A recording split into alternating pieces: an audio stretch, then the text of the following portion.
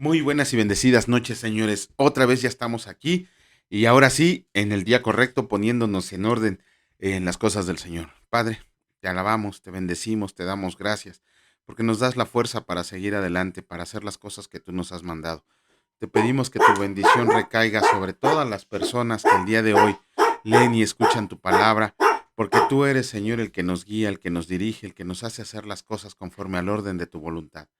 Que el mensaje que tienes hoy para nosotros sea para que lo podamos hacer y llevar a cabo. Que tú no nos abandones nunca y que tu espíritu siempre esté en nuestro lado. Te alabamos y te bendecimos en el nombre de Cristo Jesús. Amén. Muy buenas noches, señores. Bienvenidos. Ya estamos otra vez aquí, para ponernos bien a cuentas. Ya no tenemos que atrasarnos tanto como el año pasado le hacíamos, que nos atrasábamos hasta 4 días. Pero no, ahorita afortunadamente tuvimos el tiempo de realizar los dos videos. Y pues vamos a comenzar con lo que ahora sí nos toca el día de hoy. El día miércoles leímos dos capítulos del libro de Josué, el capítulo 3 y el capítulo 4. ¿Qué vimos en el capítulo 3? Por fin había llegado el momento de cruzar el río Jordán. Ya no había ningún pretexto, ya estaban ahí los rezagados, ya estaba todo el pueblo a la orilla del río Jordán y tenían que pasar.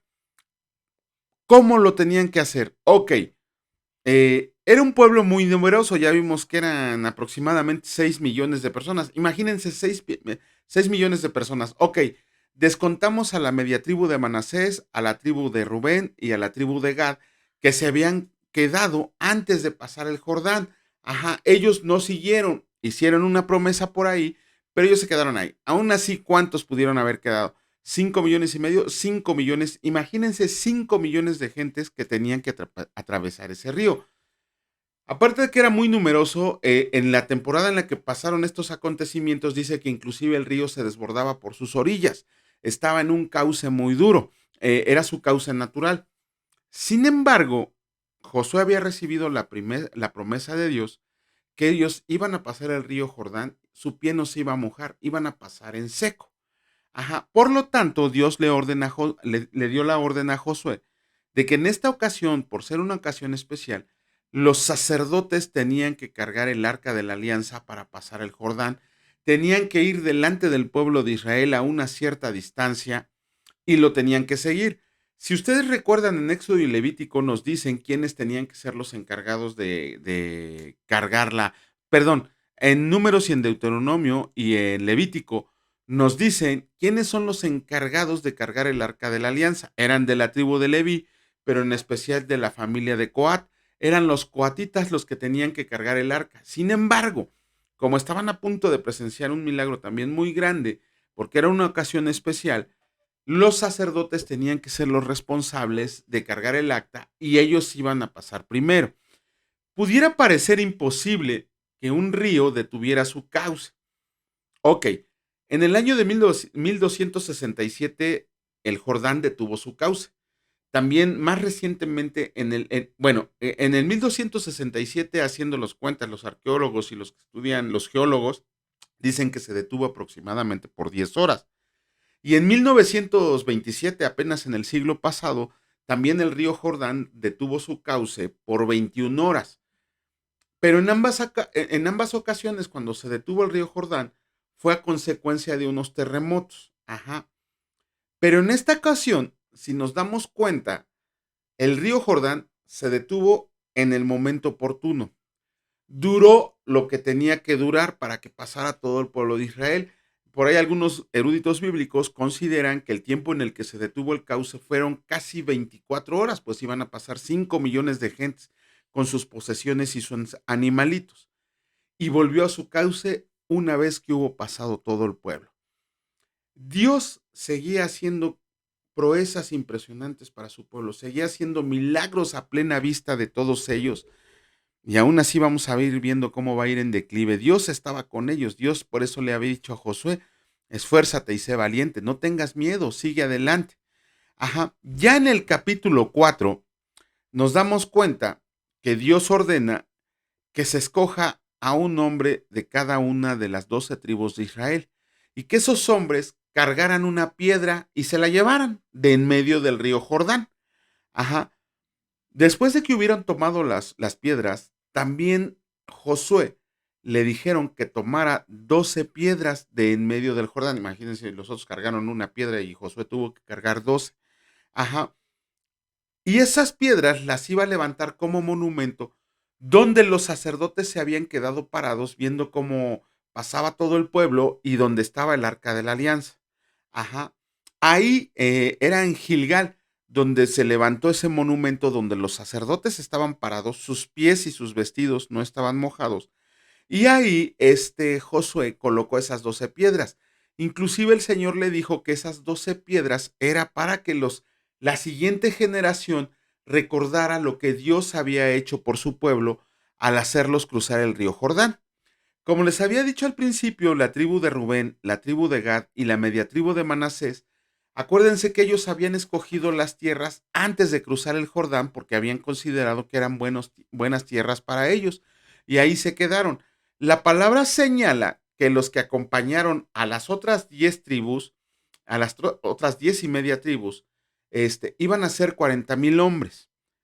Si vemos, si retrocedemos un poquito y se acuerdan lo que leímos en el capítulo 26 del libro de Deuteronomio, cuando se hizo el censo del pueblo, por segunda ocasión, nos damos cuenta que la fuerza militar combinada de Rubén, Gad y Manasés era de 100,000 hombres. ¿Dónde estaban los otros 60,000? Lo más seguro, lo probable, es que esos hombres se hubieran quedado a proteger las ciudades que estaban edificando. Porque imagínense que nada más se hubieran quedado mujeres, niños y ancianos. Cualquiera hubiera llegado a conquistarlos. Entonces, por eso solamente mandaron a 40,000 soldados y ellos se quedaron con 60,000 aproximadamente ahí. Una vez que ya pasaron el Jordán, pasaron dos cosas. La primera es que Josué fue exaltado por Dios. Tenía que mostrarle al pueblo que Dios estaba con Josué como estuvo con Moisés. Ajá, tenían que seguir a Josué, tenían que saber que ya tenían un líder nuevo y que se trataba de este Josué y que Josué iba a ser el indicado para meterlos a la tierra prometida. Recuerden, Moisés ya había muerto. También en ese mismo momento Josué levantó el monumento del que hablábamos, de las 12 piedras, pero sobre todo cuando el último de los israelitas pasó por el Jordán, dice la palabra de Dios, que inmediatamente el Jordán volvió a su cauce natural. Esos hechos portentosos de Dios, hay muchos que exigen portentos. ¿Se acuerdan de la parábola el relato, porque ni siquiera es parábola, el relato de Lázaro y el rico?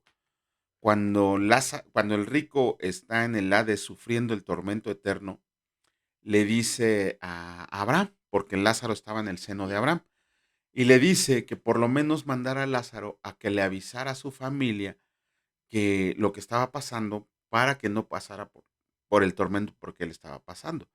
Pero Abraham le contestó, tienen a la ley y a los profetas, ¿por qué no le hacen caso? Es más, si yo mandara ahorita a Moisés, a Elías, a cualquiera de los profetas grandes del Antiguo Testamento, ni así le iban a hacer caso. Eh, eh, Muchos ahora exigen pruebas portentosas, exigen milagros para creer en Dios, ¿no? La diferencia de nosotros como creyentes en Cristo, como seguidores de Cristo totalmente, y lo dicen las cartas Pablo, es que nosotros somos seguidores por fe. De hecho, ¿se acuerdan el famoso versículo de Hebreos capítulo 11, versículo 1, que la fe es la certeza de lo que se espera y la convicción de lo que no se ve? Esa es la gran diferencia, que nosotros creemos por fe, no necesitamos un hecho portentoso, aunque diariamente pareciera ser mentira, pero diariamente vemos los hechos portentosos de Dios y aún así hay personas que deciden no creer. Pero bueno, vamos a comenzar con la lectura. En esta ocasión nos tocan los capítulos 5 y 6 del libro de Josué. Comenzamos con el capítulo 5 y escrito está: la circuncisión y la Pascua en Gilgal. Cuando todos los reyes de los amorreos que estaban al otro lado del Jordán, al occidente, y todos los reyes de los cananeos que estaban cerca del mar, oyeron cómo el Señor había secado las aguas del Jordán delante de los hijos de Israel hasta que todos pasaron, desfalleció su corazón, y no hubo más aliento en ellos delante de los hijos de Israel. En aquel tiempo el Señor dijo a Josué: hazte cuchillos afilados, y vuelve a circuncidar la segunda vez a los hijos de Israel. Y Josué se hizo cuchillos afilados y circuncidó a los hijos de Israel en el collado de Aralot. Esta es la causa por la cual Josué los circuncidó, Todo el pueblo que había salido de Egipto, los varones, todos los hombres de guerra, habían muerto en el desierto por el camino después que salieron de Egipto, pues todos los del pueblo que habían salido estaban circuncidados, mas todo el pueblo que había nacido en el desierto por el camino después que hubieran salido de Egipto no estaba circuncidado, porque los hijos de Israel anduvieron por el desierto 40 años, hasta que todos los hombres de guerra que habían salido de Egipto fueron consumidos, por cuanto no obedecieron a la voz del Señor, por lo cual el Señor les juró que no los dejaría ver la tierra de la cual el Señor había jurado a sus padres que no las daría, tierra que fluye leche y miel. A los hijos de ellos que él había hecho suceder en su lugar, Josué los circuncidó, pues eran incircuncisos, porque no habían sido circuncidados por el camino. Y cuando acabaron de circuncidar a toda la gente, se quedaron en el mismo lugar, en el campamento, hasta que sanaron. Y el Señor dijo a Josué: Hoy he quitado de ustedes el oprobio de Egipto, por lo cual el nombre de aquel lugar fue llamado Gilgal hasta hoy. Y los hijos de Israel acamparon en Gilgal y celebraron la Pascua a los 14 días del mes por la tarde, en los llanos de Jericó. Al otro día de la Pascua comieron del fruto de la tierra los panes sin levadura, y en el mismo día espigas nuevas tostadas, y el maná cesó al día siguiente, desde que comenzaron a comer el fruto de la tierra, y los hijos de Israel nunca más tuvieron maná, sino que comieron de los frutos de la tierra de Canaán aquel año. Este está muy bueno. Josué y el varón con la espada desenvainada. Estando Josué cerca de Jericó, alzó sus ojos y vio un varón que estaba delante de él, el cual tenía una espada desenvainada en su mano. Y Josué, yendo hacia él, le dijo: ¿Eres de los nuestros o de nuestros enemigos? Él respondió: No, mas como príncipe del ejército del Señor he venido ahora. Entonces Josué, postrándose sobre su rostro en tierra, le adoró y le dijo: ¿Qué dice mi señor a su siervo? Y el príncipe del ejército del Señor respondió a Josué: Quita el calzado de tus pies, porque el lugar en donde estás es santo. Y Josué así lo hizo. La toma de Jericó. Ahora Jericó estaba cerrada, bien cerrada, a causa de los hijos de Israel. Nadie entraba ni salía, mas el Señor dijo a Josué: Mira, yo he entregado en tu mano a Jericó y a su rey, con sus varones de guerra. Rodearán pues la ciudad todos los hombres de guerra yendo alrededor de la ciudad una vez. Y esto harán durante 6 días, y 7 sacerdotes llevarán 7 bocinas de cuernos de carnero delante del arca. Y al séptimo día darán 7 vueltas a la ciudad. Capítulo 6. Y los sacerdotes tocarán las bocinas. Y cuando toquen prolongadamente el cuerno de carnero, así que oigan el sonido de la bocina, todo el pueblo gritará a gran voz, y el muro de la ciudad caerá. Entonces subirá el pueblo, cada uno derecho hacia adelante. Llamando pues Josué, hijo de Nun, a los sacerdotes, les dijo: Lleven el arca del pacto, y 7 sacerdotes lleven bocinas de cuerno de carnero delante del arca del Señor. Y dijo al pueblo: Pasen y rodeen la ciudad, y los que están armados pasarán delante del arca del Señor. Así que Josué hubo hablado al pueblo, los 7 sacerdotes llevando las 7 bocinas de cuero de carnero, pasaron delante del arca del Señor, y tocaron las bocinas, y el arca del pacto del Señor los seguía, y los hombres armados iban delante de los sacerdotes que tocaban las bocinas, y la retaguardia iba tras el arca, mientras las bocinas sonaban continuamente. Y Josué mandó al pueblo diciendo: Ustedes no gritarán, ni se oirá su voz, ni saldrá palabra de su boca, hasta el día que yo les diga: griten, entonces gritarán. Así que él hizo que el arca del Señor diera una vuelta alrededor de la ciudad, y volvieron luego al campamento, y ahí pasaron la noche. Y Josué se levantó de mañana, y los sacerdotes tomaron el arca del Señor, y los 7 sacerdotes, llevando las 7 bocinas de cuerno de carnero, fueron delante del arca del Señor, andando siempre y tocando las bocinas. Y los hombres armados iban delante de ellos, y la retaguardia iba tras el arca del Señor, mientras las bocinas tocaban continuamente. Así dieron otra vuelta a la ciudad el segundo día, y volvieron al campamento, y de esta manera hicieron durante 6 días. Al séptimo día se levantaron al despuntar el alba, y dieron vuelta a la ciudad de la misma manera 7 veces. Solamente este día dieron vuelta alrededor de ellas 7 veces. Y cuando los sacerdotes tocaron las bocinas la séptima vez, Josué dijo al pueblo: Griten, porque el Señor les ha entregado la ciudad. y será la ciudad anatema al Señor con todas las cosas que están en ella. Solamente Rahab la ramera vivirá con todos los que estén en casa con ella, por cuanto escondió los mensajeros que enviamos.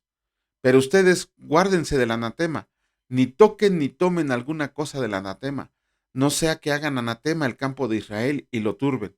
Mas toda la plata y el oro y los utensilios de bronce y de hierro sean consagrados al Señor y entren en el tesoro del Señor. Entonces el pueblo gritó y los sacerdotes tocaron las bocinas.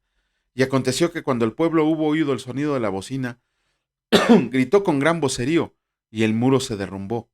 El pueblo subió luego a la ciudad, cada uno derecho hacia adelante, y la tomaron, y destruyeron a filo de espada todo lo que en la ciudad había, hombres y mujeres, jóvenes y viejos, hasta los bueyes, las ovejas y los asnos.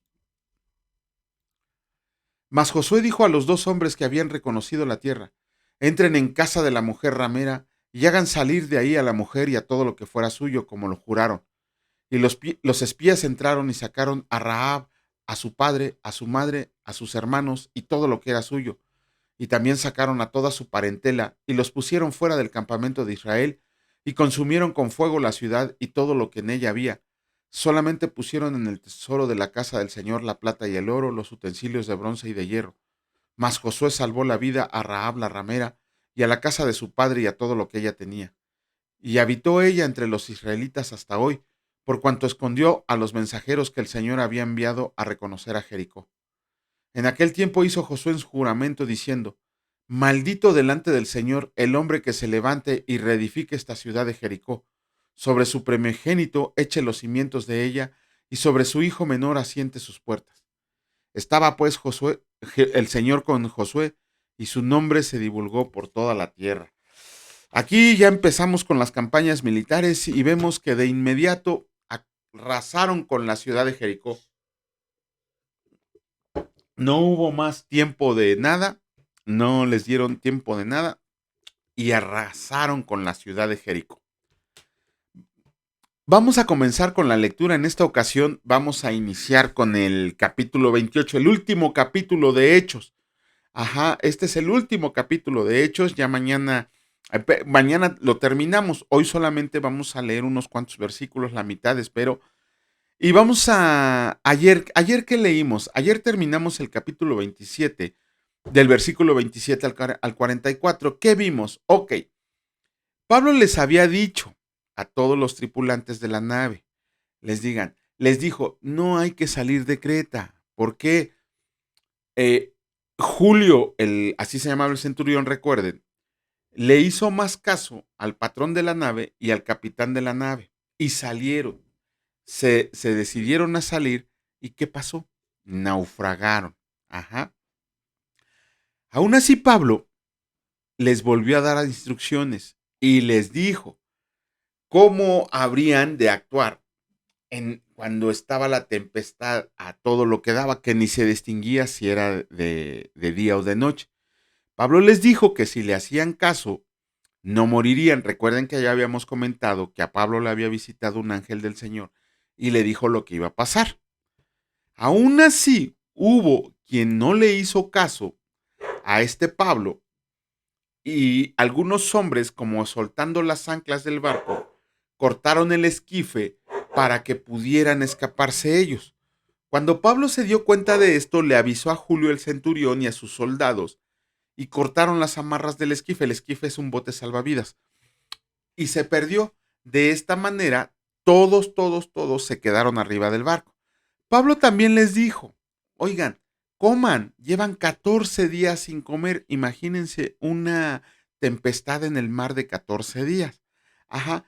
Esta vez Julio comprendió que Pablo les estaba hablando con la verdad y les dijo a todos sus hombres que comieran.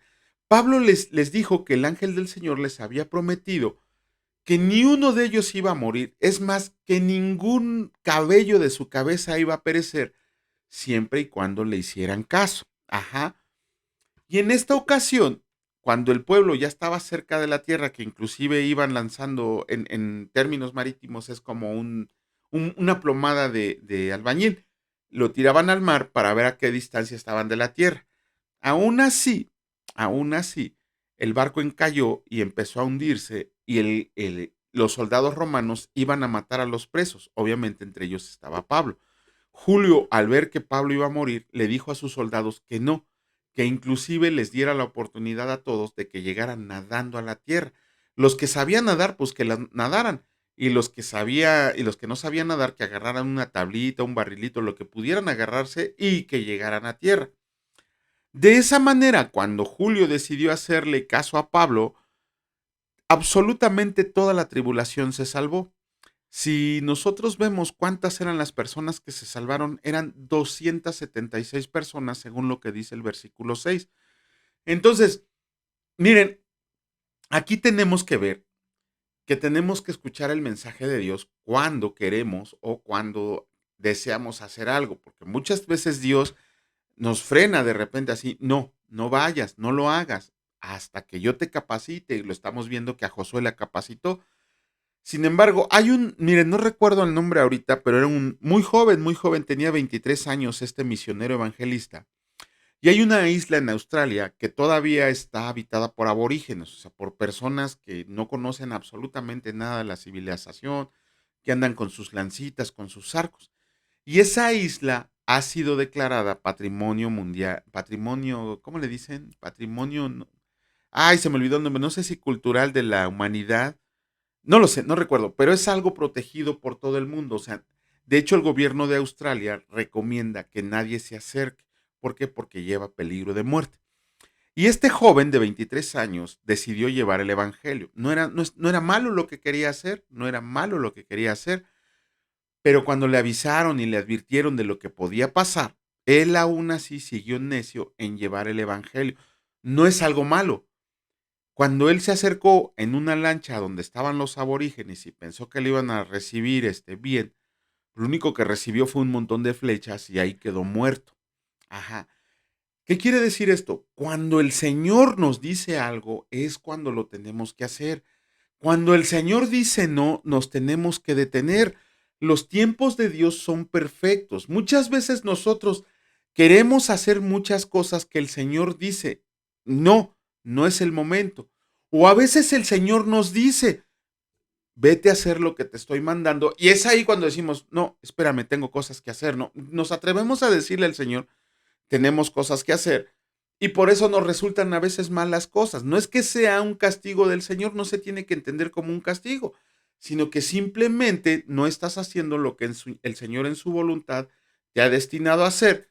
Y cuando empiezas a hacer lo tuyo y ves que tus fuerzas no son suficientes ni necesarias para lograr el cometido, pues es cuando el Señor dice, pues a ver si así aprendes. Ajá.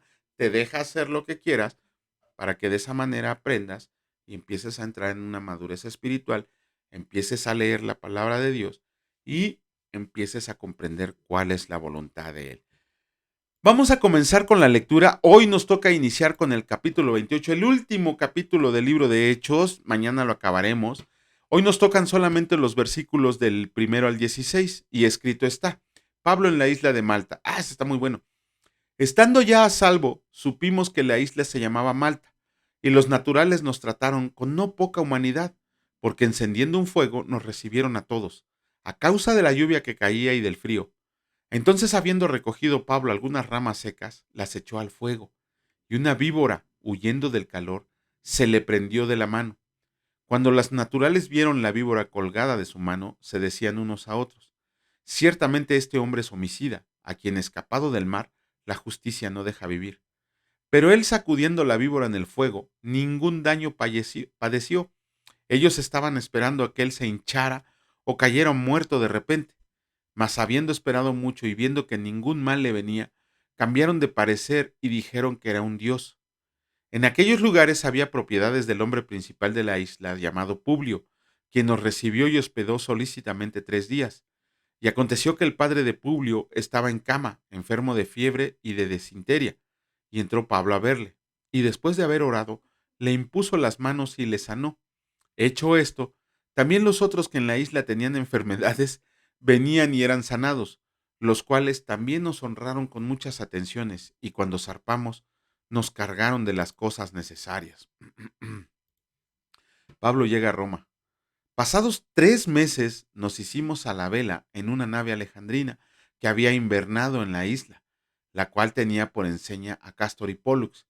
Y llegados a Siracusa, estuvimos ahí 3 días. De ahí, costeando alrededor, llegamos a Regio, y otro día después, soplando el viento sur, llegamos al segundo día a Puteoli, donde habiendo hallado hermanos, nos rogaron que nos quedáramos con ellos 7 días, y luego fuimos a Roma, de donde, oyendo de nosotros los hermanos, salieron a recibirnos hasta el foro de Apio y las 3 tabernas, y al verlos, Pablo dio gracias a Dios y cobró aliento. Cuando llegamos a Roma, el centurión entregó los presos al prefecto militar, pero a Pablo se le permitió vivir aparte con un soldado que lo custodiara. Con esto terminamos la lectura del día de hoy. Mañana estaremos haciendo el comentario pertinente, si Dios así lo permite. Y pues no nos queda más que darle gracias a Dios. Padre, en el nombre de Cristo Jesús te damos gracias por este tiempo que hemos compartido escuchando tu palabra, porque sabemos que tienes un mensaje en particular y para cada uno de nosotros, para que aprendamos a discernir tu voluntad, a cumplir con tu propósito, Señor. Que hagamos las cosas que tú nos has mandado a hacer, pero con el entendimiento de que son cosas permitidas por ti, que no nos aventemos a lo loco a hacer las cosas, porque si tú no vas contigo, Señor, no queremos salir a ningún lado. Solamente tu presencia y que vas delante de nosotros peleando nuestras batallas nos da la fuerza necesaria para seguir adelante. La confianza plena que tenemos en ti nos da el ánimo para seguir en las empresas en las que nos has puesto. Te agradecemos, Señor, por todas las bendiciones recibidas del día de hoy, por el alimento que nos diste, pero sobre todo por el pan espiritual que nos has dado. Te alabamos y te bendecimos en el nombre de Cristo Jesús. Amén. Que Dios les bendiga, señores, y si Dios lo permite, nos vemos el día de mañana. Cuídense mucho, hasta luego.